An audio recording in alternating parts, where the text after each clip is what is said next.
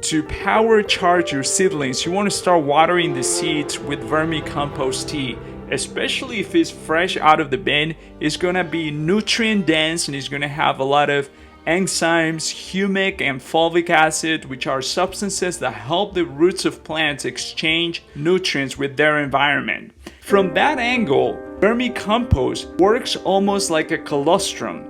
Colostrum is the first type of milk that is produced by the body of mammals after they give birth, and it usually is produced for about 3 days, and that helps the newborn baby build immunity and build the strength that it needs to really take off and start growing at a fast pace. In the same way, vermicompost provides young plants with high density nutrition, microorganisms, and growth hormones in the forms of fulvic and humic acid. One of the main functions of colostrum is to build the immunity of the newborn baby. And it does so by building the intestinal microbiology and providing the young creature with antioxidants and enzymes and other things that it needs to build up its immune system.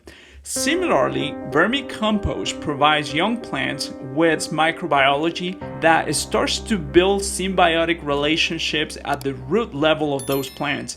And what that does is it helps the plant build up its defense mechanisms against nematodes and disease present in the soil.